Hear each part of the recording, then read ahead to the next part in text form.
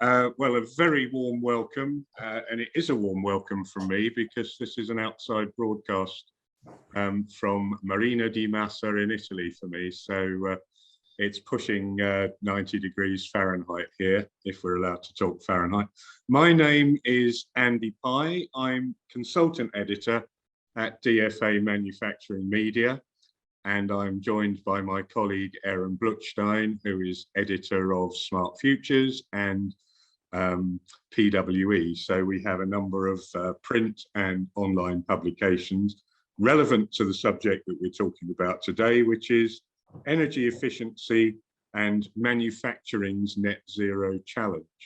And to help me with that discussion, we have four excellent speakers who I will introduce in a moment in reverse order. But first, a welcome to our attendees. You have, as I'm sure you know by now, because we've done so many Zoom webinars, all of us have, of different types, you can communicate with us via the chat function. If you can't see it immediately at the bottom of your screen, press the More button with the three dots on it, and it will miraculously appear.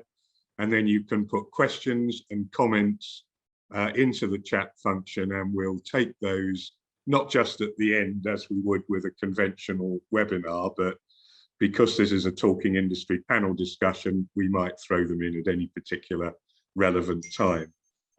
So please feel free to use that as often as you can. We will also use the chat to put some useful background information from the organisations that our speakers represent.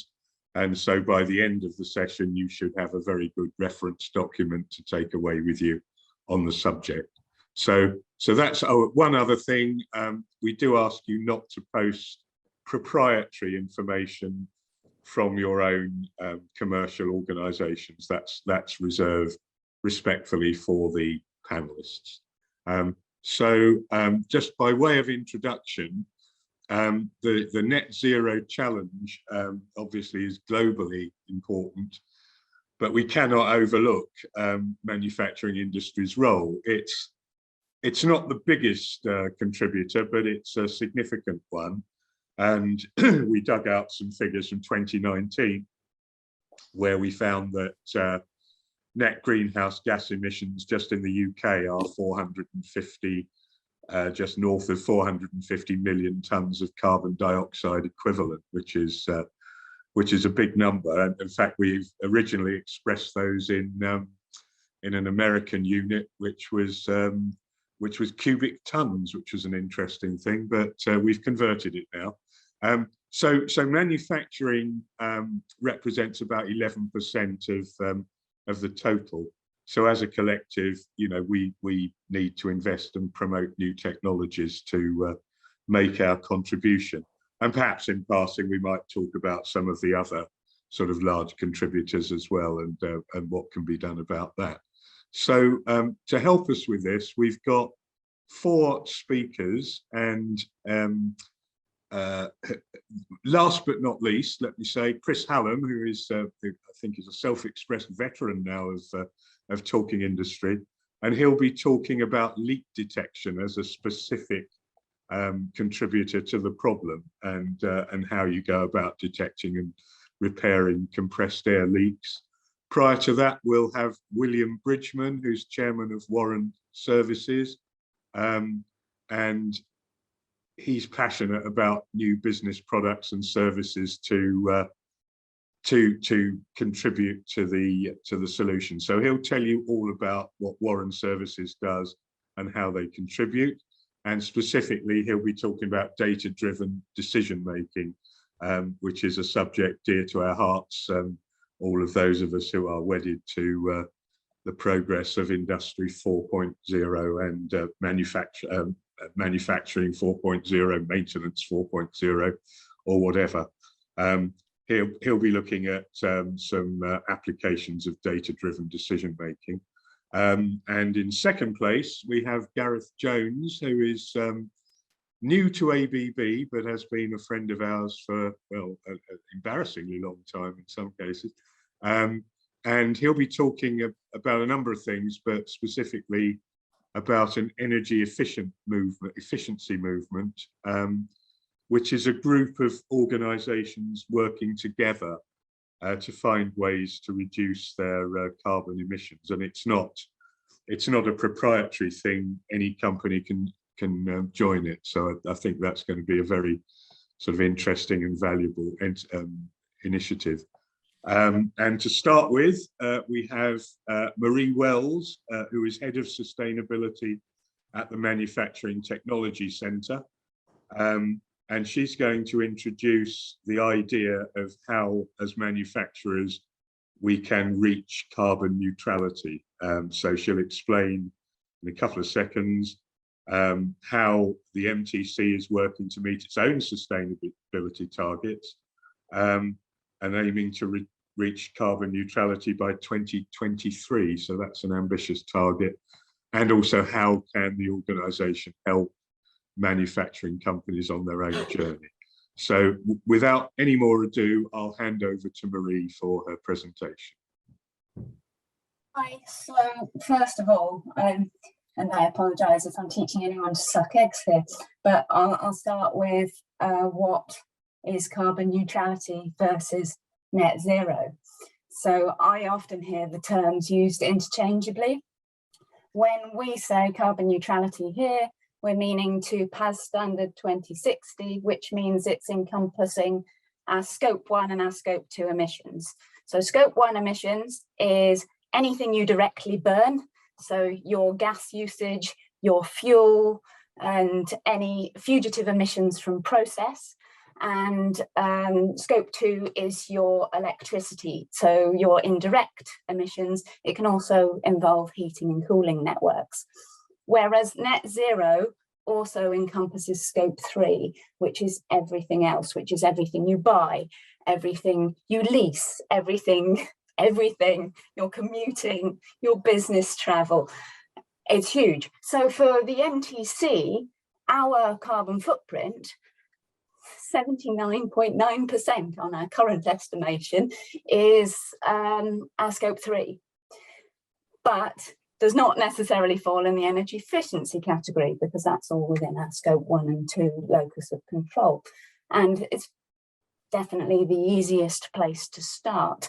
So me and my role, I have two hats. One, what can we do to help industry? But two, how do I make sure we're leading by example? So first thing for me was trying to figure out where we were. So this past year in my current role, it's been a bit of a gap analysis, really. One of the first things I did was ask everybody across the business over a weekend to turn everything off. Now that sounds really, really basic, but there was quite a big fear around certain machines. Oh, if we turn it off, we're going to have a struggle turning it back on. Blah, blah, blah. So I said, okay, we won't turn off the things that have got justification for being left on, but if you can't justify it, it's turning off. And we found we could save 90k a year from doing that. And then putting in systems, just visual management systems that said, when this isn't being used, turn it off. We saved 100 and odd K this year in our electricity just from doing that.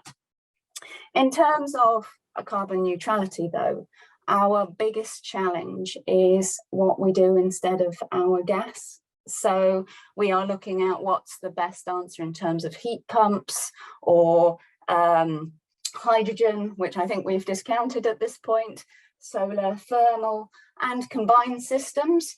So we are, and I'm sort of owning this, we will need to offset a little bit. You are allowed to offset under PAS standard to be carbon neutral. However, we intend to have the technology to replace our gas systems defined by 2023, and therefore have a set offset period in which we are accounting for that while the infrastructure change happens. We've also identified that actually we didn't use our fleet extensively enough, and we're looking at, are there ways of using shared fleet with other businesses? There's quite a lot you can do with collaboration and industrial symbiosis. So on-site There are various businesses, and we've been talking to the other members on site about what initiatives we could do together and how we can help each other to move on the journey. And that can be little things from community garden initiatives to microgrid are all on the table for discussion at the moment. And I think that's quite an exciting place to be. Also, you find people have got better at different areas. For me, because it's a system, there are 9 planetary boundaries. Carbon is 1. We are exceeding 4. The others are biodiversity, land use, and phosphorus and nitrogen loading. And what I found really, really fascinating, I did a project recently on aerospace, and we were looking at the carbon footprint, sort of very, very top level of the whole thing. And yes, 80% of flights is the in-use phase. But if you just take manufacturing, 80% of the carbon footprint is extraction of raw material and materials processing. So if we can get better at what we use and more efficient about what we use in terms of not just energy, but material, waste, etc. We start using secondary materials, things that have had a life before, then we could really, really sort of move the needle. And I've probably gassed more than I should at this point. No, I think that's absolutely perfect. And I think it's a good opportunity actually to bring in our other speakers immediately, because you know, what you've said sort of applies to everybody, doesn't it? Even people who aren't specifically in manufacturing. There's no doubt a lot that they can do too. You know, your colleagues on the same site, for example, might be in all kinds of different activities. So I thought that let's do a quick run round to find out what our other speakers are up to in this area, and progress it from there. I mean, my first question would probably be about prioritizing, you know, certainly in the manufacturing sector. You know, if I were running an aluminium smelter, I've got huge problems compared to you know, somebody who may be making something much less energy intensive. How do you go about that prioritizing process when you advise your clients? So in terms of what we've done, first it was putting in the right things to measure. So we currently measure carbon footprint, water footprint, and waste intensity. We're also trying to figure out how to measure our biodiversity, percent of projects that have a tangible, sustainable impact and social value. But what we've been doing is, so things like the shutdown, figuring out what our quick wins are, but while we're doing the things that we can actually do, sort of doing the understanding piece alongside. So a lot of it's been around data capture and understanding in usage. So how do we know what our carbon footprint is if we don't actually know what we're getting from where? And that's been really interesting, particularly in the waste piece. What I'd say is data's key to enabling circular economy and to enabling our transition, but data has a carbon footprint, so it's the right data. A server and a sensor or whatever still have to have an end-of-life route and a design route themselves. Just put that one in there, that's a bugbear of mine. And Andy, could I just comment? Yeah, I was going to invite you because I saw you were nodding. So the one thing when Marie was saying, it's a book that I'm quite an avid book listener, not a book reader, but there's Doughnut Economics by Kate Raworth that really explained to me the whole, we always think of sustainability as, you know, it's about our apprenticeship program, it's about financial sustainability, it's about, you know, what impact we're having on wildlife, but that book really brought it home to me.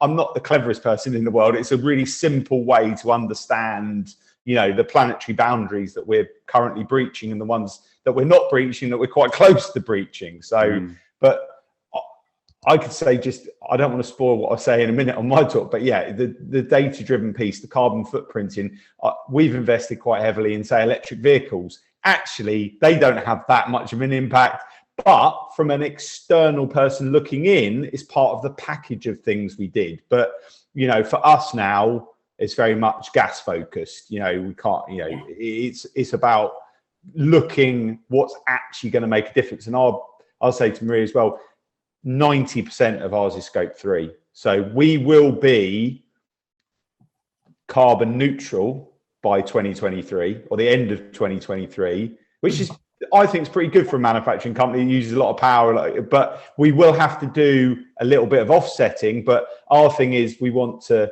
use the minimum offsetting and then have a plan to drive that down to 0. But the big thing is the scope 3, because you've got to deal with 300 suppliers. Yeah, and the accuracy that you can get, I presume, with the calculations, it's something we were talking a little bit about, I guess, before we came on. How accurate can you be with those scope 3 calculations? There must be a lot of approximation. Well, if everyone measured their scope 1 and their scope 2, the scope 3 would fall out of it. But yes, people aren't. I truly believe the government, we need a bit of carrot and stick. That actually, the mandatory reporting at over 250 employees, which obviously some of the bigger companies have to do, we should be pushing that down as fast as possible into all businesses. Some businesses won't like that, but actually scope 1 and scope 2 is just simple maths. An accounts department can generate scope 1 and 2 from your electric bills and your gas bill. You don't need a consultant or a specialist. It's pretty simple stuff. Right. Well, if you could put in the chat that reference to that book, which I think would be useful for a lot of people while the others are chatting, that would be really good, and that can be our first contribution. And for our viewers, please tell us what you're doing, even if it's nothing, because we want to get that chat going about how we can all collectively do more. Chris, can I ask you? Sorry, I just wanted to ask Maria just a quick question, really, about supply chains, because supply chains and transport exposes manufacturers, to the emissions of others. Therefore, do you think that we're going to see reshoring and local production and sourcing more? Is it more likely in the future that that manufacturers, to achieve net zero, or to at least attempt to, are going to have to look at local sourcing and other options? I think some local sourcing definitely will help, and I do think reshoring is going to be part of that, especially when you bring in the sort of industrial symbiosis piece and the my waste is your gold, and start to build those loops. Because when you create a product, sort of 80% of its carbon footprint is behind at design stage. So if you are then saying, well, I want secondary materials, you need to be ensuring that secondary material supply, and that's only going to be easier within a country, especially when you start talking about some of the more obscure materials. Yeah, I mean, especially for food production, that's more likely there. Yeah. But we need to be very careful of shipping has an impact, about 2%, but actually per product, it's not as a big effect. Actually, I think the fact the energy grid is a lot greener in the UK than, say, India, is have much more of an impact than the shipping. Shipping is the international shipping system is very, very, very efficient from a carbon footprint point of view. It can do a lot better because it does burn bunker fuel and but actually per item, I think the fact that we've got one of the greenest grids in the world, and hopefully it's going to get greener and greener and greener, that will have a bigger impact rather than the actual transport, because most of the transport, embedded carbon within the transport system is the lorry that moves it from the port to where you need. So if you're moving it from Scotland to, I don't know, London, could have much more of an impact than a container ship from China to like Thames Gateway. You know, it's looking, but until you do the analysis, you don't know.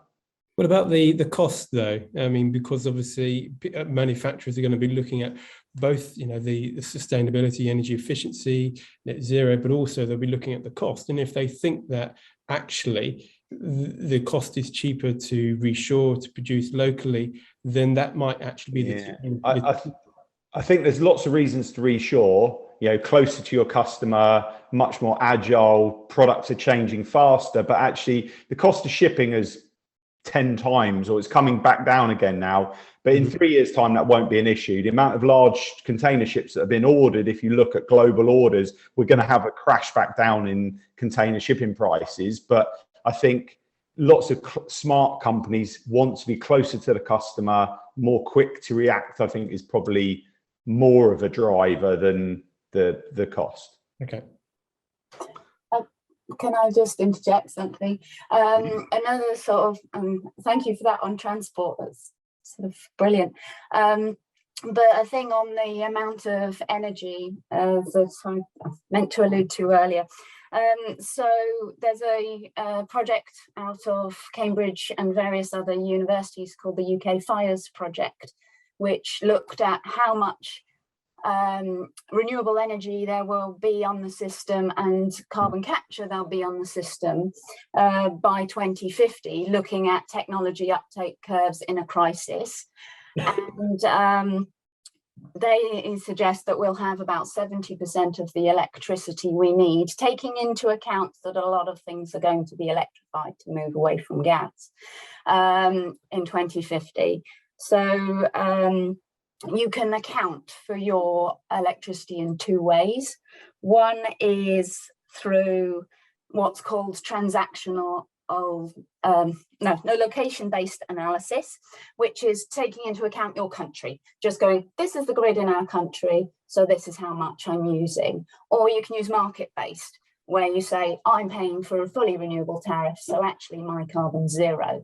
But that fact that we may have less energy means we still have to focus on that efficiency, even if we are sourcing purely renewable energy. Now, costs are currently making that true as well. So, but I thought it was a point I hadn't made, which I wanted in there. Also, I think it's very important that people understand that, you know, solar power electric, which we're big proponents of, isn't zero.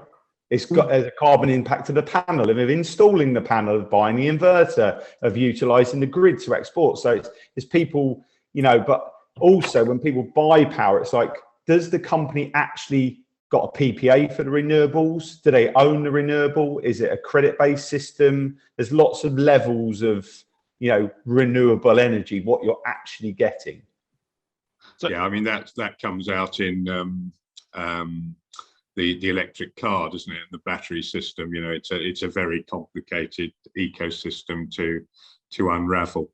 Gareth, I noticed you wanted to pop in, so yeah. So I think, you know, the discussion on energy efficiency is really relevant, and if you think of an electric motor, your typical electric motor in industry, before the current energy crisis, the cost of the electric motor was typically about 3% of the cost of the total lifetime cost of running that motor. So what's the energy efficiency opportunity really to green the equipment, you know, to run that equipment more efficiently and save a whole load of energy costs, as well as reducing your carbon footprint, is enormous.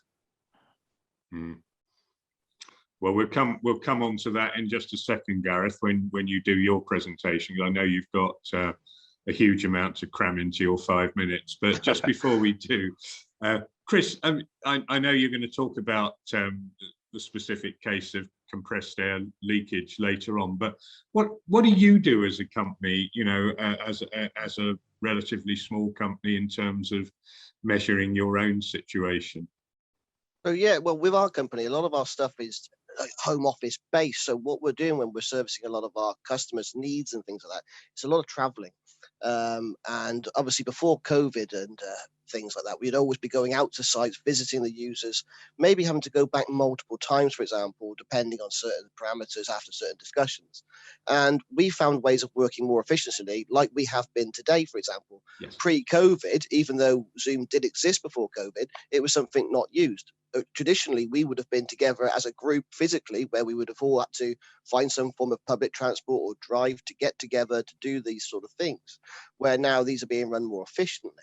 And what we're finding now is by utilizing technology like this as such, to have those pre-meetings, for example, to then actually avoid having to then go out and travel long distances, hundreds of miles, maybe by planes, other types of transport as well, to have those sort of meetings where we can fit around the parameters, discuss what's required, and actually in some instances avoid having to actually travel at all, as such, which is one of the things I think that COVID has given us in a way, as industry is wide, is that a way of being more efficient.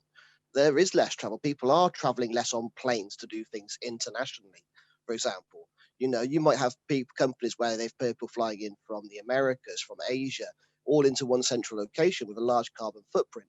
Nowadays, that seems to be much less. But we're also focusing a lot on the manufacturing side of these things, because all of these, you know, new drives in different ways of doing things still have a manufacturing carbon footprint. And it's trying to find those efficiencies there to help them improve the way they do those things. And of course, I'll go on to that a bit later anyway. Yeah, well, we'll look forward to that. You're dead right about talking industry. I mean, there was one example where we had 4 speakers and every one of them was in a different country. And it would have been, you know, not just an energy waste, but almost physically impossible to set up. So I think it's starting to expose, I suppose it's a hidden benefit of COVID in a way. It's exposing some benefits that we perhaps should have all been doing all along, but because we had to, now we're treating it as part of the norm. Gareth, time for you, I think, to take us through the energy efficiency group. All right, thanks a lot, Andy. So, you know, ABB, a big multinational company, the sort of areas where we operate touch a lot of energy, both generation and also usage. So, you know, we're in industry, we're in commerce, we're in utilities, and we're, you know, right back to power generation. So a core mission of ABB has been to enable low carbon society through technology and innovation. So that's kind of where we're coming from. Now we can't do that alone, and we need to help people, help industry, help manufacturers to understand what's possible. And so we've taken an opportunity here really to bring together the key stakeholders, and we've created something that we call the energy efficiency movement. Now, the energy efficiency movement is anybody can join it. So at the moment, you know, we have Microsoft in there, we have Alfa Laval, ABB obviously, but you know, it'd be great, for example, to have the MTC in there and the other panelists on this call for them to join it. And really what it involves is that you make a commitment in terms of what your targets are for reducing energy usage. And it's an area where you can share information, collaborate, and develop solutions. And it's a global network, so it goes beyond the UK boundaries, so we can look at best practice around the world.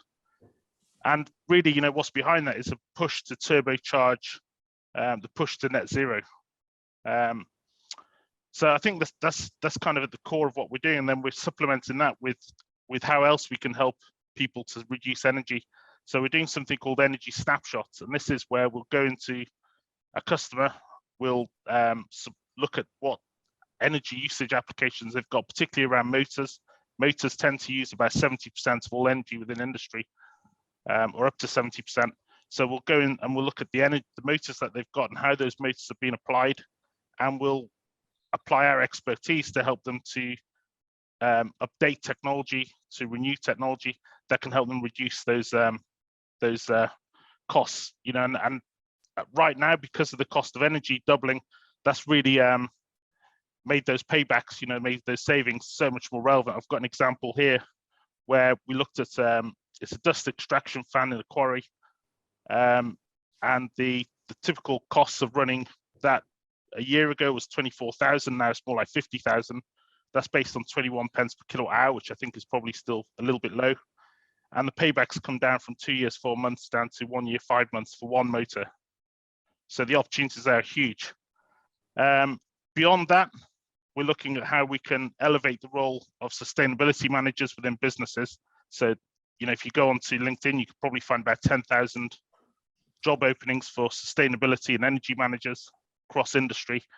But right now, often these roles don't have the clout that they need to actually make a difference. And so we're looking at how we can promote those roles within businesses. These are really change management roles, and they can have a key push to enable that.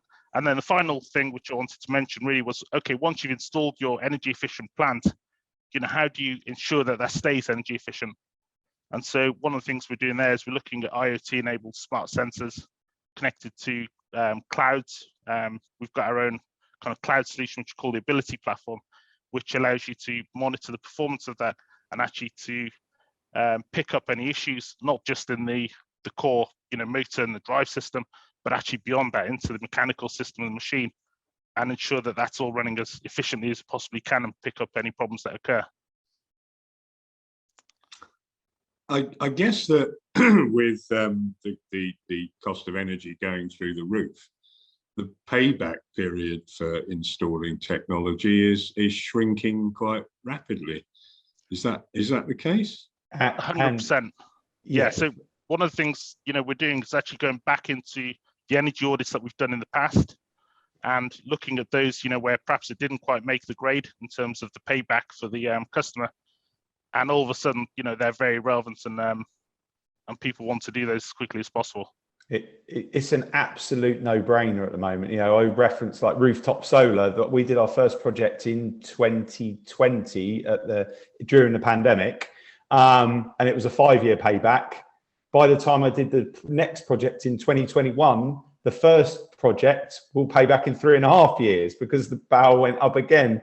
And then that also brought my second project to a payback of 3.5 years. And then the third project that we're just starting now, the payback was going to be 7 years because we'd already got 250 kilowatts on the roof. And so the winds are not as great, but it was the right thing I felt because I want to, demonstrate the technology. But now the prices have gone up again, and that's brought that payback period down. So I think anything, we went from not that long ago, we were paying 10p, and it had been that way for a long time.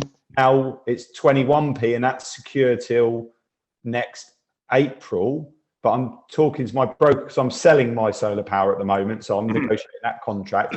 He's telling me it's between 30 and 35p on big.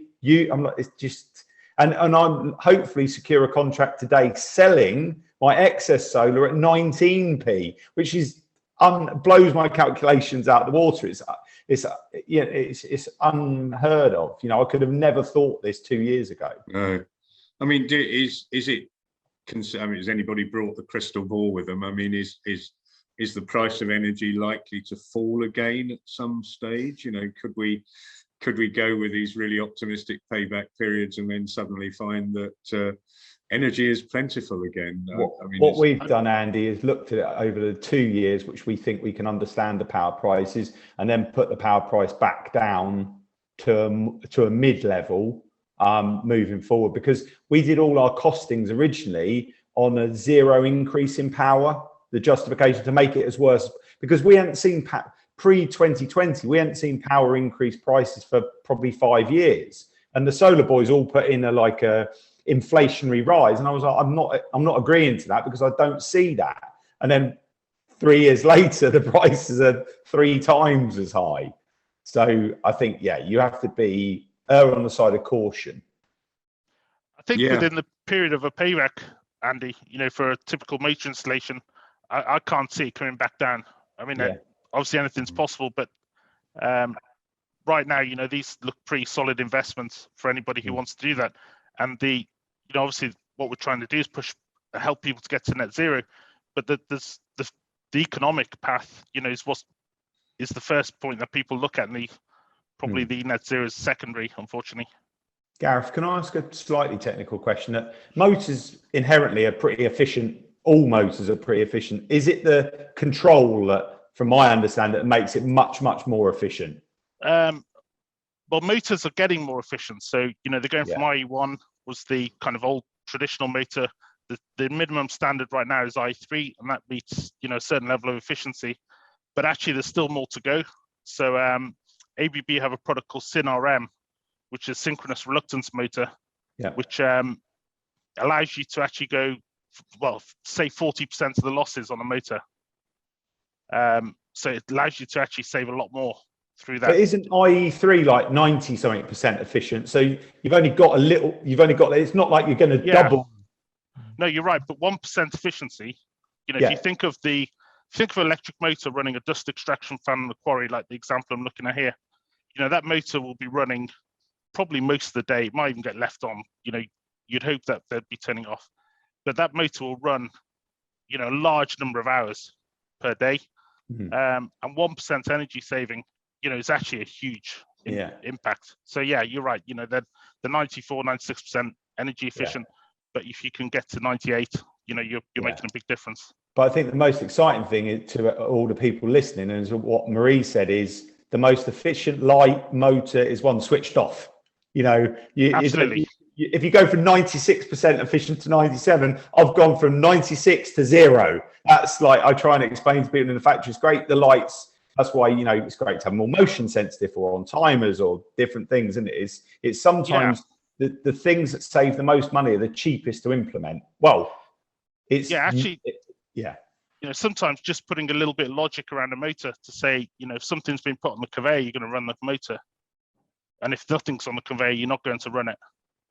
Can make the biggest differences. So it's Gareth, can I ask you something very quickly, Gareth? Just could you explain a bit more about energy recovery systems from drives and how that potentially?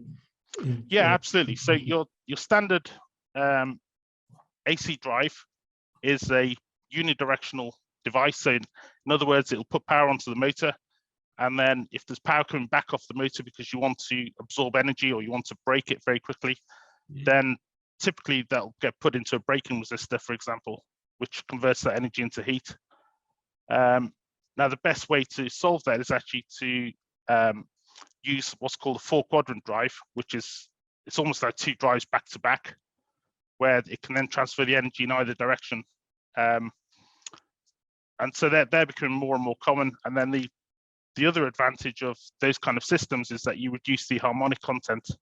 So when you use the drive, you create some potential harmonic disturbances on the supply network because of the way in which it absorbs power. And so as you start to use 4-quadrant drives, then you actually put the power back onto the network in a very, very smooth linear way, which reduces harmonics. And actually at ABB, we've got a unique solution for ultra low harmonics, which achieve that goal also. So, Gareth, does that work like our regenerative braking in our car, basically? Yeah, absolutely. Yeah.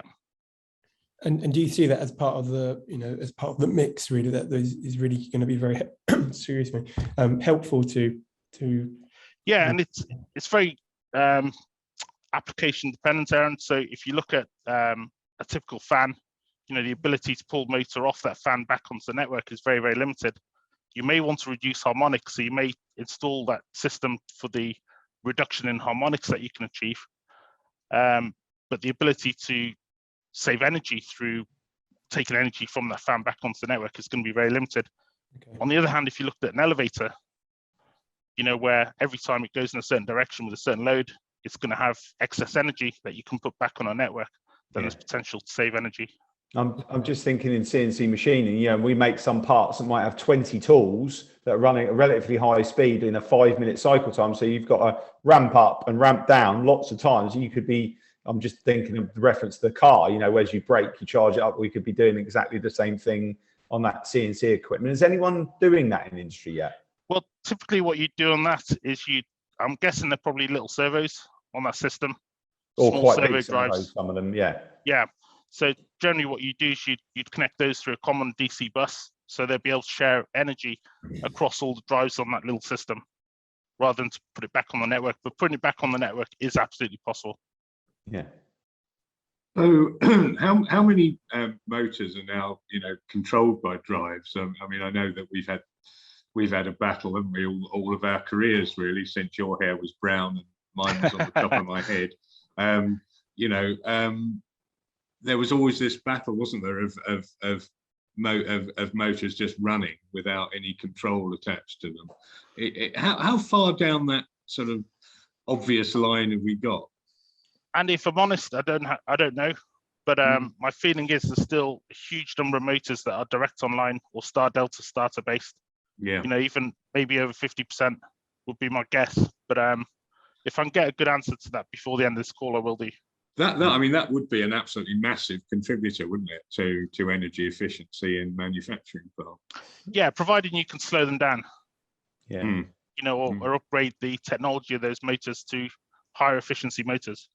Yeah. Or maybe this is the time, Yeah, as long as you don't, people sometimes use drives unnecessarily, because if you can run something direct online and you always need that full capacity, there are obviously losses in a inverter drive, isn't there, or a servo drive. So and obviously there's a higher cost, but if you need that variability, but if you don't need the variability, it's probably unnecessary.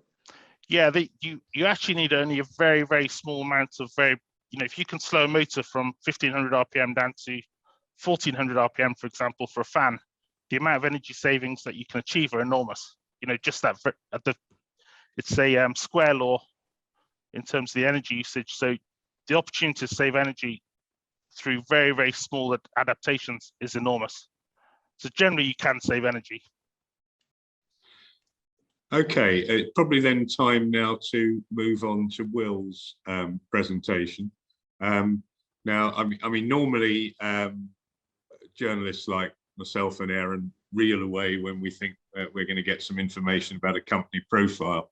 But actually, in your case, I think it could be particularly interesting if you just tell us a little bit about what you do and why you do it, and then lead into the data-driven side. Yeah, so I'm Will Bridgman, Chair of Warren Services. We're a 32-year-old family manufacturing business based in Thetford, Norfolk.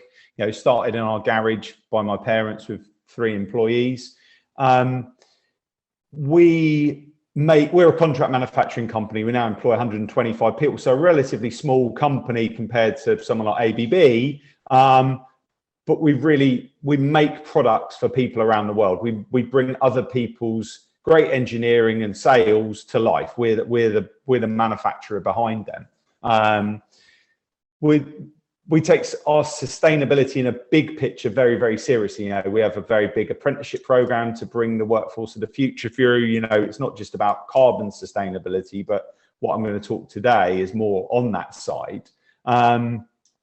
We've done all the things that Marie was talking about. We're now putting up our third solar project. So we're going to have 825 kilowatts of solar on our 2 buildings. And actually, with that third installation, that particular factory, that solar will produce as much power as we use in a year, but just not at the right time. More in the summer than we need and not enough in the winter. But next year's investment, we're looking at a big battery as well, which won't be seasonal, but we'll do as much as we can. We've also, the compressed air, it's as if this has been put together. One of the first things we did probably 10 years ago was invest in the change from fixed speed compressors to variable speed compressors, because what people fail to realize is, in an industrial setting, compressed air eats energy. It's unbelievable the amount of power. We shop blasting, so we're a full service business. We do CNC machining, we do laser cutting and folding, we do welding and assembly, we do our own painting and shop blasting. Shop blasting uses a lot of air. And when you look at our power use, that air to blast it, so it's probably half the power we need in the factory. But we've also insulated our buildings. We've changed all our fleet, bar 2, to electric vehicles. So we've now got 10 electric vehicles, and we've got 2 combustion vehicles left. We've got biomass heating. And I know biomass is not zero, but it's a way of us reducing our gas usage, and we use UK produced wood pellets, and they're not being shipped over from Canada, even though actually the shipping from Canada doesn't make that much impact on it, but we won't argue about that. We've changed all of our lighting in our factories to LED. When we first changed the lighting years ago, we looked at LED, but it wasn't ready. So we used the most efficient tube-based lights, but with motion sensors and daylight sensing, because back to Marie, the most efficient light is a light that's switched off. So if it's sunny, you don't need the light on, the light off. If no one's moving around, turn the light off. And what I've learned is the more you can automate the light turning off, the better, because people are busy. They're thinking about solving engineering challenges, not switching the light off. So yeah, that's made a real difference. Actually, we're now in a phase of changing the lighting in the office, which the payback is not great, to be honest. It's about 10 or 12 years because our lights are pretty efficient, but the quality of light is it better. You know, it doesn't flicker, it's more even. So there's multiple benefits to a lot of the sustainability things and carbon reduction stuff we're doing. But to talk to the data piece, we made a decision when we put the solar on the factory, we needed to understand what the solar was doing. And luckily our contractor, who we've now used 3 times, said should use this solar log system, which is a German logging system.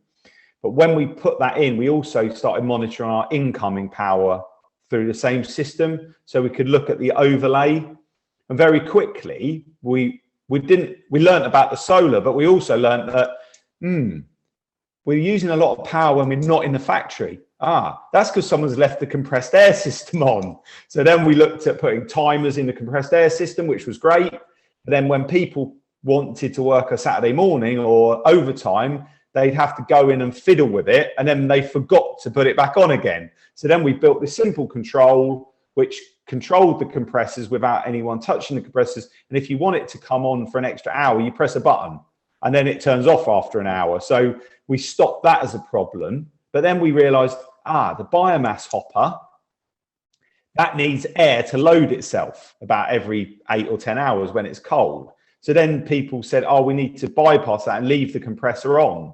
So we're back to stage 1 again. Then we've, a little bit of simple control. Let's get the biomass to talk to the compressor. So if the biomass wants to load, it turns the compressor on for a quarter of an hour. So it's this system, but also we're looking at the data, and I was showing a friend, look at the amazing solar production we've got today. And it was a bank holiday Monday. And he's like, why are you using so much power on a bank holiday Monday? And I'm like, yeah, that's not good. So we actually went into the factory, and obviously the compressors had turned on because it was a Monday. It didn't know it was a bank holiday. It's not that clever. So we went in the next Sunday and looked around and realized we had a particular piece of equipment that we didn't, in the big scheme of things, when everything was running, we couldn't see, but it's breathing air for the people that spray, and that uses quite a lot of air. And when we bought it, there wasn't a more efficient system. But actually, after some investigation, we were able to put a dew point switching on, so it only used air when it needed air to sort the system out, which then saved us £20,000 a year. So, but that was through the data from the solar. So it's this sort of mosaic of information. So I'd say if you can add a little bit of intelligence to anything that you're doing to give you this insight, it's amazing. You know, the solar did what the solar did, but then informed us about the power we were using in the factory, which sorted out the compressors running when they shouldn't run, and the biomass and the breathing air. So I think, you know, we've got sometimes this freely available information, or information that can be acquired quite cheaply, which can help us make great decisions. Like I said earlier, we measured our carbon footprint. The big thing was electric. We've installing our own electric generation, green energy. The cars, they're really fun. They're very tax efficient, you know, all of the great things there. But actually, it's the big thing for us now is looking at removing the gas heating from our 30,000 square foot. And it's great for Marie was saying, and I'm looking at a combination of heat pump, solar thermal, and storage. Storage is going to become one of the most important things moving forward, whether that's energy as in electrical energy or heat energy. You know, with variable energy prices at the moment, most factories get day and night rate. That's going to change. I'm telling you that now. In 5 years' time, for large energy users, there will be a completely different market, like we see at home with Octopus. So we have Octopus Go or Agile, where you get half hourly pricing. You know, yeah, that's for my takeaway. Storage. We need more storage. Right, that's enough for me. That's very good. Chris, I mean, there was a lot of discussion on compressed air there. I mean, it must strike a chord with you. Well, you've done very well here, Andy, to try and tie this in like it does, because, yeah, absolutely. I mean, how many times do you walk around a manufacturing facility during the day and there's all sorts of noises going on? And then somebody goes in on the weekend when nothing's going on and all they can hear is hissing left, right and centre everywhere. And they're wondering why they've maybe, when they first built the factory, they had 2 compressors, and they're now 5-6 years down the line, they've got 4 compressors, and yet nothing's changed in the facility. Yeah. And they're wondering what's going on here. And the appreciation of cost, the cost of energy, and that how much energy compressors require and they consume, and that carbon emissions relevant to that as well is huge. So yeah, absolutely. And it's nice to have somebody else from Norfolk on the line as well. That's I'm based just 20 minutes north of Will, so maybe I can have a chat with him at some point in the future as well. And I think the thing is with compressors, with screw-based compressors now, they're very efficient. You can't make them much more efficient, but you can by turning them off or not letting them leak.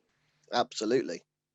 When we did the shutdown, we heard so many leaks we didn't know we had. So we went through let's fix all of those too. So yeah, it is fascinating. One quick thing I'd like to pick up on Will, I agree, automate what you can and to make it easier to make people efficient. But it is also useful to have sustainability in people's minds. I personally believe you won't have a sustainable business if you don't have a sustainable culture. So when the other day someone said that something had been declined because someone in the business had said, oh, Marie won't like that, I viewed that as an absolute win, because people are beginning to think, oh, sustainability. It's obviously due to your effects within the business. It's very easy for me. It's my business. I own the business. So but when you've got to influence a massive organization, and like Gareth was saying about a sustainability manager, but I think if you look at what's happening in big companies, you know, like S&P 500 in the States, that role is becoming very, you know, people like BlackRock, you know, they want to see what's going on. So I think the times they are changing. I think people are investing in those roles, and the question is, you know, are those roles senior enough in the organization that they can actually make the changes and influence? You know, so they've got to be able to, as you said, Marie, they've got to be able to influence purchasing, you know, and the engineering teams to do the right thing. Yeah, I think absolutely one of these things, we talk about all of these different drives and way we can do things, and it's the same with almost any sort of initiative.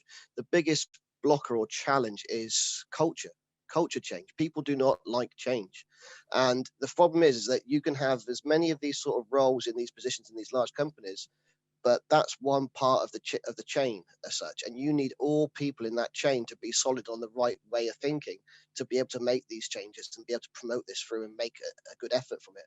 And culture, yeah, that is the biggest challenge, I think, with these things.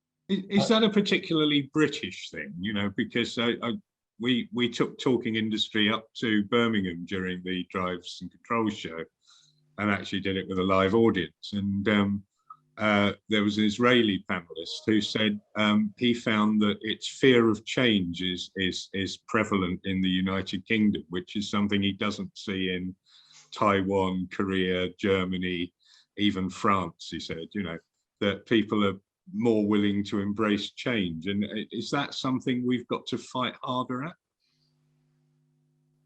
I think it's definitely something we need to engage with and fight. I mean, I find that half my job is just communicating everything we're doing as much as I can and asking people for their ideas and input and making them feel as involved as possible. Actually, I have a very, very engaged workforce here. So I think they're brilliant. Yeah, I think the energy prices and the impact on people at home is helping. Yeah, that's a good thing, but people are like, oh, power's quite expensive. Where before it was quite a small part of the most people's household budget, all of a sudden it's like everyone's talking about the cost of power and the cost of gas. So I think that's going to make our jobs easier in a way. I don't think I buy, Andy, that UK people are any less open to change than anywhere else. I think, you know, you see conservative groups, you know, who resist change in any culture. And I think it's just giving them the right, you know, the right incentives to do the right thing. Yeah, I hope that's the case. You know, it seems to be a problem with robotics as well, doesn't it? And you know, so some of your colleagues, Marie, are often talking about that. And you know, in terms of the installation of robots per, I think it's 100,000 employees. You know, specific population of robots is embarrassingly low. And you know, but I think, you know, that could be down to the employment environments in which we operate. You know, we've got far freer employment environment than France, as an example, where it's much more difficult to manage your workforce. I think also it also depends on the mix of what you make. We make low volume products, which we're working with the MTC on robotic automation at the moment. They were like, this is really hard, you know, because we don't make very many of anything. So actually, you know, maybe the UK mix is less volume. So the Germans, if you're making, you know, if you talk to Germans sometimes, you want a gearbox, they're like, it's 8 weeks and it's in black and you can have this one. And I'm like, but I need it in 6 weeks, you can't have it. So I think we can be a bit more agile sometimes, but obviously that comes with less, you could call it efficiency, but you know, that there's different ways of measuring different things, aren't there? I think it's difficult unless you're comparing apples with apples. Do you think there's enough promotion on the commercial benefits to manufacturers? You know, because we've talked about obviously the benefits, the environmental benefits, but in order for that to actually happen, like everyone's been saying, the message also needs to come across about brand awareness.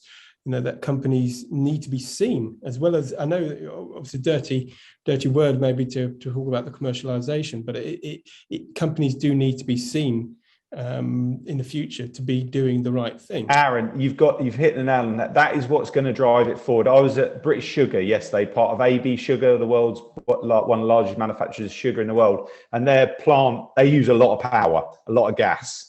And there, I said to the guy, I said, you starting to get, and I said, you could imagine if you were supplying Coca-Cola, they might want to make a net zero product. And he's like, funny you say that actually, you know, they're getting pressure now from, you know, they're huge. You know, Coke or Nestle want to make a carbon neutral Kit Kat. So it's going to get, you know, my driver for all of this is, I want to make a difference in my business and in my industry. So I want to do it and then show people what I've done and they can copy it. And I've done the learning and gone through the hard work.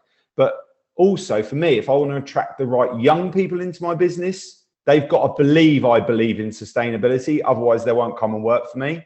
It's particularly in the job market as it at the moment. And also we're going to suffer regulation at some point. You know, I don't want to be told what to do. I want to do it for me.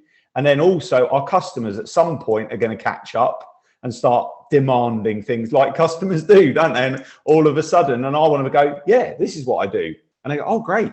So we're already seeing, I think the building industry in particular are starting to push on that thing because they have quite an impact. So I think, yeah, definitely, you know, Aaron, it's if you want to win the work and the customer demands your, you know, PAS 2060, people are going to be PAS 2060, like ISO 9001, 14045, that all of those things. So I think, yeah, that will be the thing that moves us forward, probably quicker than regulation. You're already seeing some of those asks coming through the supply chain. We've had customers come to us sort of like, oh no, our main person we supply wants no plastic in their packaging, like next week, what do we do? And it's sort of all these kinds of queries you're beginning to see that ask for help. So. But then, Marie, do you get frustrated with that, with these big companies going, oh, we don't want any plastic? And actually the solution they want is worse. No one's done any proper analysis, like plastic is the devil. All of a sudden, you're like, it's ridiculous. Plastic's really good at things like this cup that I've used 1,000 times is made out of plastic. What Don't get me started. It winds me up. People that not uneducated, that's a rude thing to say, haven't done the analysis, properly. So when I'm talking about this, I always say single use is evil, not the material itself. So moving away from single use where you can, obviously there's going to be things like medical and stuff where you're going to need it. But at home, balance of supply, cat food, right? You can get it in pouches or you can get it in tins. At the moment, those pouches aren't recycled, so I get it in tins. But if they were consistently recycled, it takes less energy to recycle plastic, less energy to transport plastic, so the balance would be different, but it depends what's available in terms of the UK infrastructure in our case. Yeah, well, maybe we should have another webinar on the benefits of plastics. It'd be nice. I think we're probably all on the same side. I think coming back to the original question there, though, about how companies, promote what they're doing.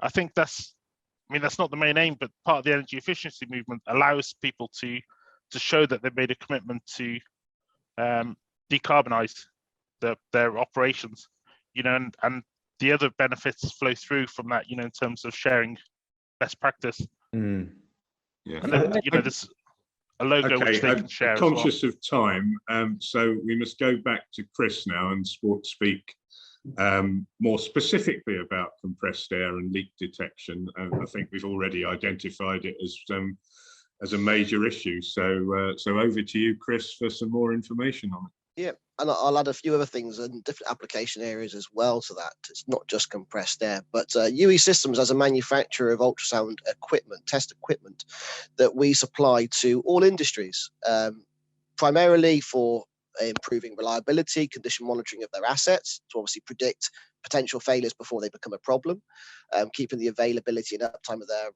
production lines and things like that, but also on the energy saving side of things. I was at an event last week, a reliability event, and normally I do the same event every year pre-COVID and things like that, and we deal with a whole raft of different application areas for uses of this. And I would say last week, 70% of all the people that came to me from different companies from around the UK came to me with the same topic.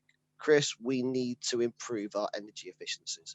We need to reduce our energy costs because of the sheer rise in the cost of energy, for example. Now, I did a webinar a few years ago now on energy savings looking at compressed air systems alone, for example. And there were some key facts there that, industry was spending over £1 billion a year just to compress air. But that was then based on an average of 10 pence per kilowatt hour. And I've got customers now that were paying below that a few years ago and are now paying over 20 pence per kilowatt hour. I've been surveying quite a few different industries about, what's the average cost these days. And we're seeing it in the mid 20 pence per kilowatt hours. So the costs are going extortionately high. And of course, if we're looking for these drives to sort of like make these improvements that come with a cost, they need to get on top of these energy efficiencies to be able to free that capital, to be able to do these things. And it's one of those areas that people aren't aware of actually how much things like compressed air cost. And if you think about traditionally on a site, you will actually find that some sites will have leakage rates of anywhere between 30 to 50% on some sites. And again, it's just something that they might be used to hearing when they walk through a plant. Oh, that noise isn't a leak. That's been there ever since I was here 6-7 years ago. It's just the normal sort of thing. And all it turns out to be is a little tighten of a thread and that leak's gone, for example. But we use the ultrasound, to perform surveys. Well, our users do anyway. And then using that technology, they can identify these leaks and quantify them and show them as a cost saving, but also looking at the energy wastage and what that has in effect as a carbon emission. And every few years, it used to go through different waves about how much can I save on energy. But then it's a case of we get the questions now of, well, how much can we reduce our carbon footprint with this? Because again, our reports utilize to show those sort of savings as well. But on the other side, a lot of manufacturing, especially food industry, for example, use a lot of steam. And steam is the extremely expensive commodity. Now, that's always normally powered by gas. And you look at the steam systems and the way they operate, they have steam traps that are in their system that are designed to obviously reduce condensate, hold back the steam, and keep things running as efficiently as possible. But one faulty steam trap could cost a company over £2,000 a year. That was before the price of energy was going up. Now, the cost to generate a ton of steam pre-COVID, you could say, was anywhere between 20 and 30 pounds per ton of steam. What I've been hearing from some users these days is actually that value now is above 60 pounds to generate a ton of steam. And these things are running 24/7 normally. People are afraid to turn them off because once they cool down and then they heat up, it causes problems with obviously the reliability of those things. So, by doing simple surveys of steam traps to look at the condition, they can identify quick savings there as well. And I've had customers where they've utilized an ultrasound device, the first 6 months done some surveys, identified £90,000 a year worth of losses in energy. And most of these things can be repaired quite simple on the spot half the time as well. Loose fittings, poor connections, just simple ways in which to actually improve those energy efficiencies. And when we look at the lifespan of a compressor over, say, a 10-year period, 75% of the cost is down to energy usage. And as Will was saying, there's leaks everywhere. People just don't realize that they're there. And with that cost of energy, it's just throwing money away for no reason. It's something we can get on top of. So yeah, and I'm seeing that now. We're seeing that in industry. A lot more people are being more aware now, which is quite good. There was a definite lack of awareness when I first started doing this many years ago. But now people can appreciate it, which is really, really good. So yeah, simple in industry with manufacturing is looking at compressed air systems, compressed gases, which are also very expensive these days, and then looking at your steam systems. Just by utilizing simple technology to help you go out and identify these things can have a big impact on your business, because you get your energy bill, it doesn't tell you that 30% of that energy bill was through your compressed air leaks. You just know you have a big bill. So if you can then use these technologies to identify that, it's quick wins, it's easy ways of doing stuff that isn't going to cost you much in products or tools and time. You can do these things quite quickly. Can you tell me a little bit about why ultrasound? I mean, I guess it's fairly obvious, but are there alternatives? With ultrasound, the way we look at this is that ultrasound is generated via turbulent flow. So you think about a pressurized system that would, if you have a leak, you'll have turbulence. Now, you will have leaks that you can't hear because they're quite small. And with ultrasound, you'll be able to identify them because we're picking up turbulence that we can't hear. And even on a big leak, audible sound is omnidirectional. So it travels in all directions. So you might get an idea there's a leak over here somewhere, but I don't know exactly where it is. Ultrasound is very directional. So as you point a device towards the leak, you hear it. As you move away, you lose it again. And you can use that in a noisy environment, because the noisy environment is audible noise. We're listening way beyond what we can audibly hear with this technology. So it's very simple and very easy. And it's kind of like heightening your senses almost. You put some headphones on, you have a pistol or a type of ultrasound device, and you just scan the environment, listening for what sounds like a leak. And then you can identify them very quickly. And it's the same for steam systems. Steam systems, the way the steam traps work is turbulent flow as it moves the condensate through the trap. And you can listen with a stethoscope on the outlet of the trap just to listen to that steam trap cycling, opening and closing. And when a steam trap normally fails, it normally fails in the open position. So you can hear that turbulence constant.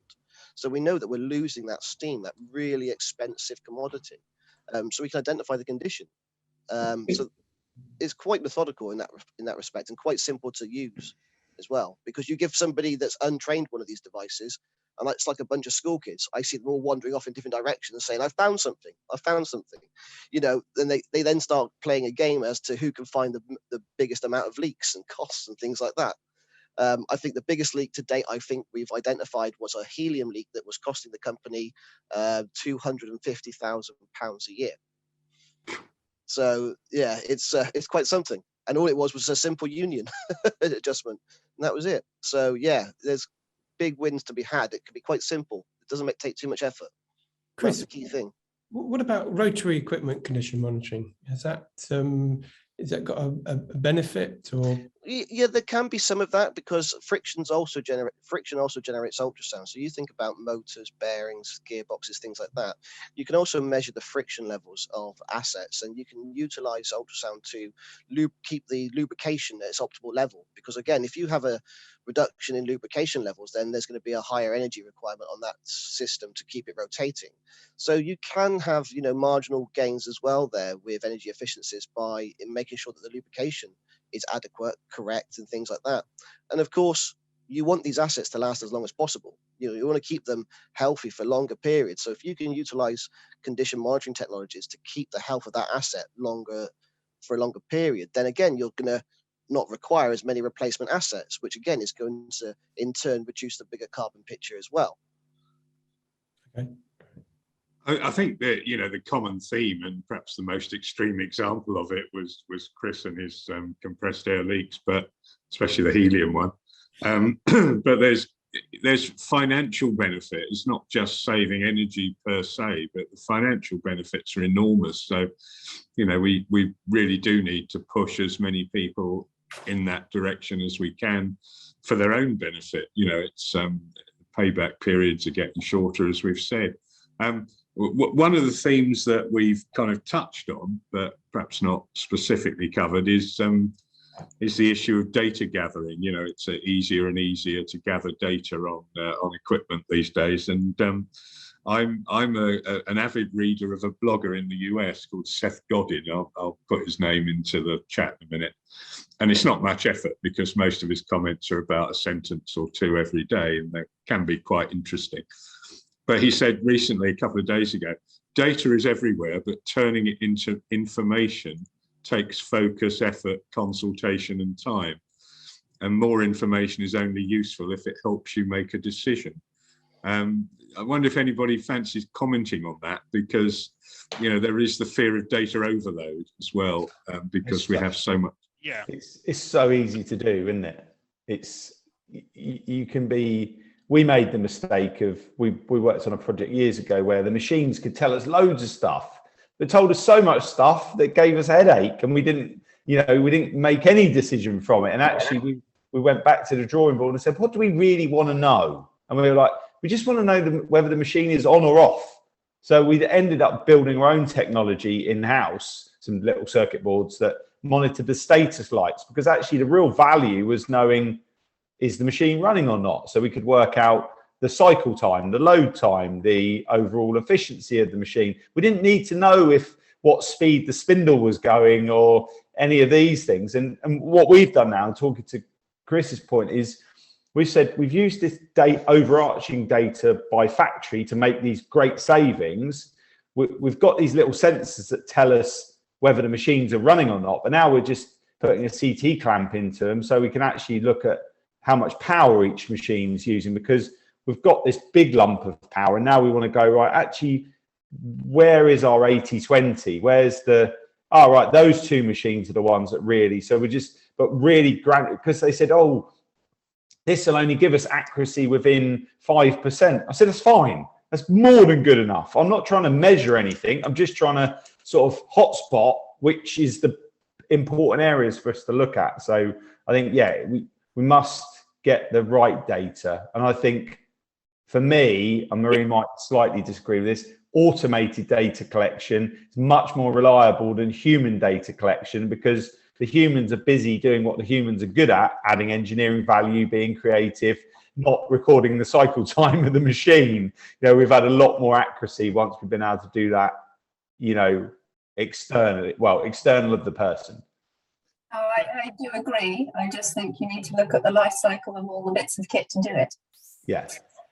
Yeah, so I think, if you look at just gathering data on a typical drive system, if you've got drive there, you've got motor, the amount of information that's in that drive about what that motor and the mechanical system is doing is enormous.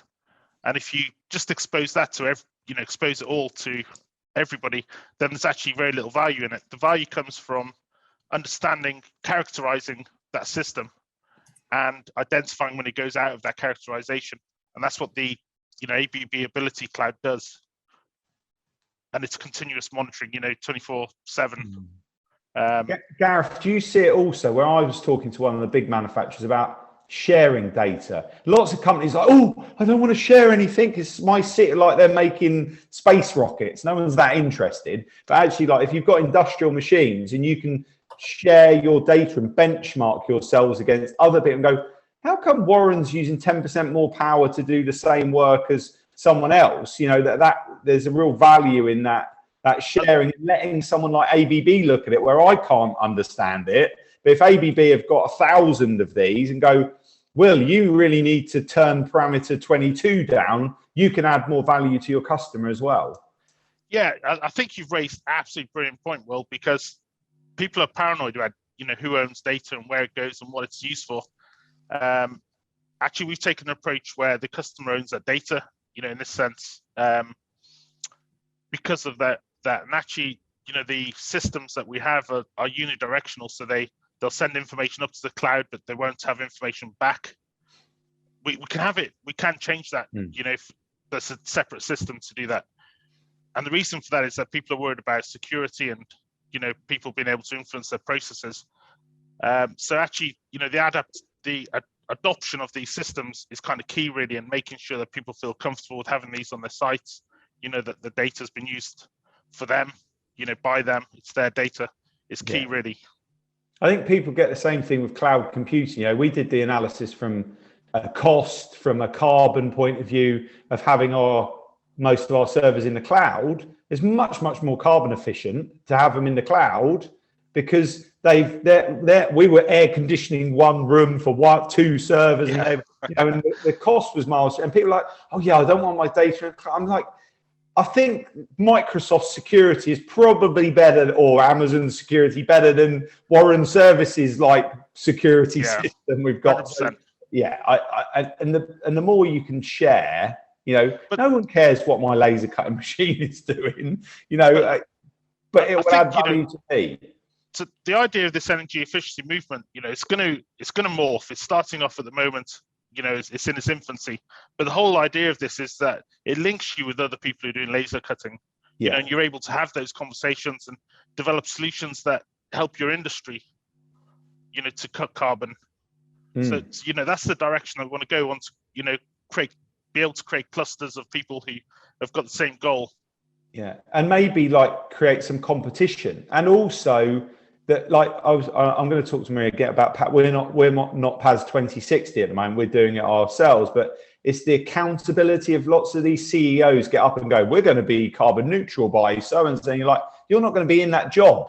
Poor old Will is, because it's my company, so I've got to deliver on it. Someone will tell me in 5 years' time, you said you were going to do this, and now you're still there. But it's the data and accountability, to get away from this greenwashing of, actually exposing what we're really doing, I think will be valuable to get us to zero.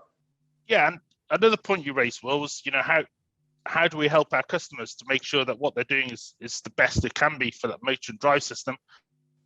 If you've got a large motor and you want us to come and have a look at it, we'll quite happily come take a look at that and make recommendations. Is it running as efficiently as it can? Has it got the best technology? Is there any payback to introducing some new technology?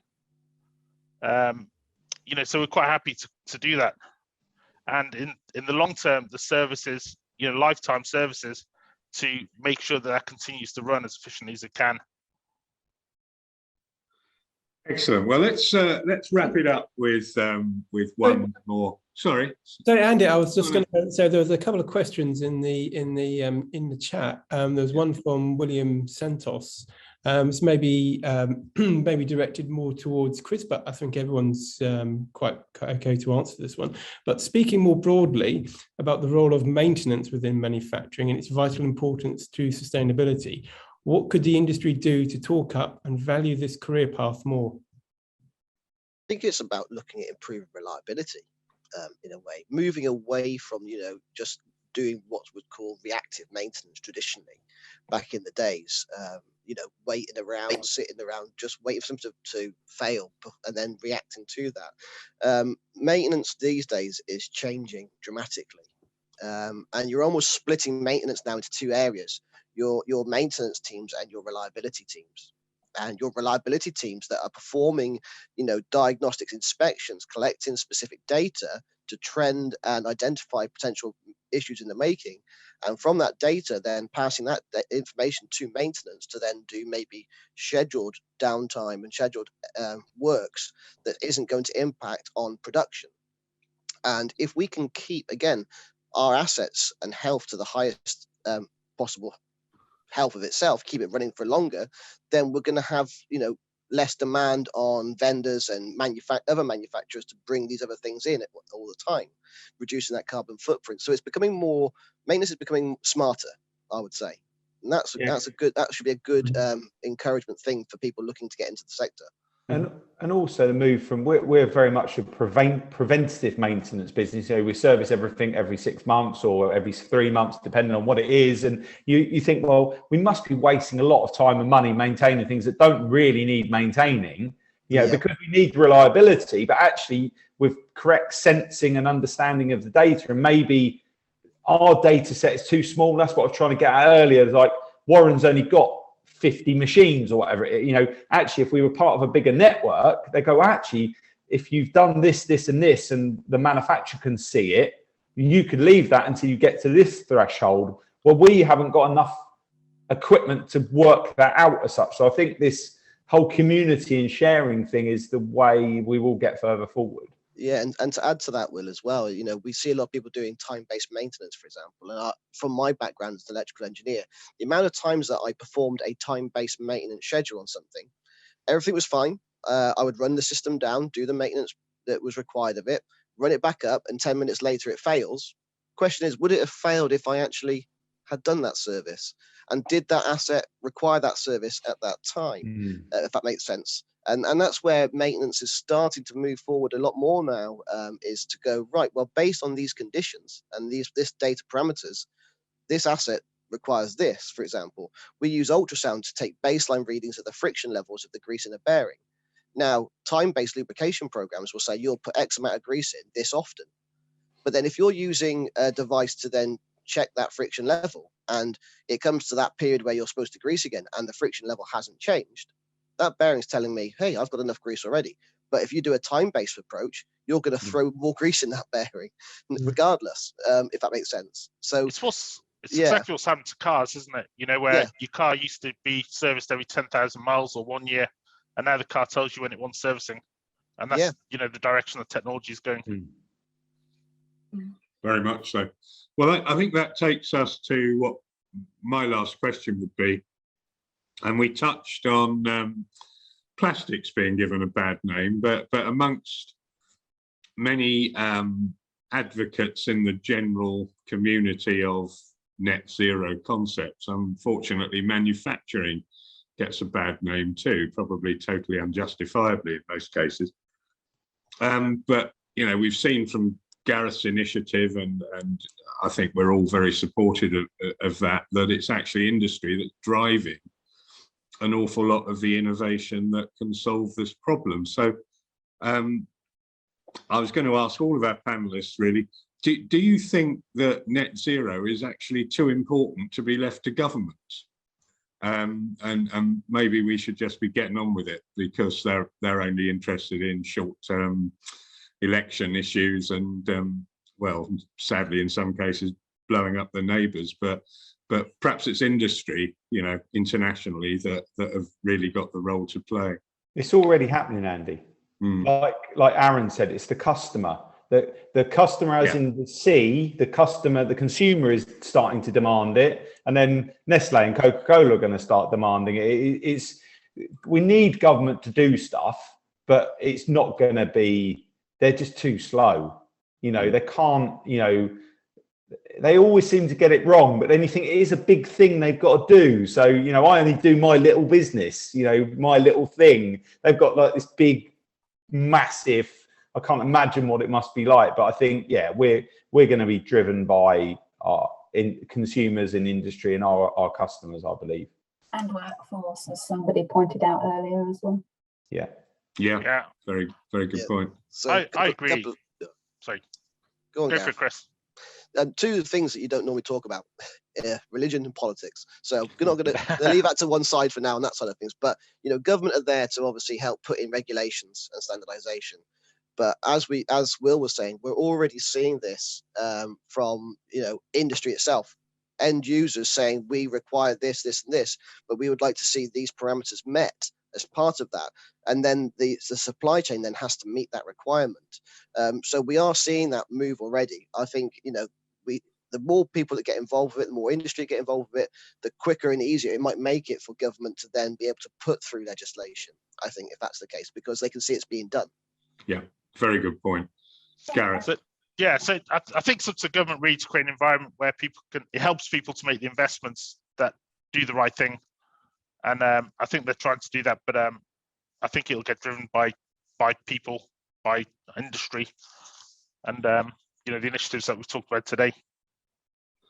Excellent, and I'm sure that we would love to be part of promoting your initiative in whichever way we can. So we must talk about that as well. Marie, did you want the last word? I firmly believe we will see it pushed through consumers, workforce, etc. Where I think government comes in is ensure that it's done in the right way, making it harder to do things like greenwashing and stuff like that. So, for example, the energy industry currently, you can say a tariff is fully renewable if you have enough REGOs or generation certificates. At the moment, you can trade those. So you could have got them from anywhere, or you could have got them direct from someone who is generating renewables. So I'm asking that when we go to a fully renewable tariff, that it is backed by REGOs that are direct from the generator to prevent that greenwashing. Now government is actually looking at that one, but that's kind of the place where they hopefully will help us guide how we should play, but I think we're going to be driving the play. Excellent. Well, let's leave it there, and thank you very much to all of our panelists and for their excellent contributions this morning. I'm sure we could go on forever, but I think we've covered a lot of aspects of the topic in this one.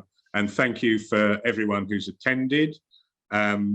If you want to hear it again, it will be produced as a video, and increasingly we're doing podcasting as well. And obviously a lot of people who signed up couldn't make it today.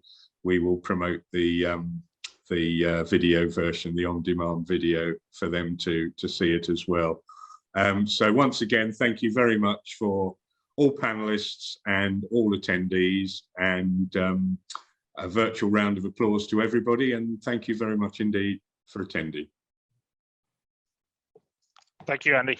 Thank you. Thank you.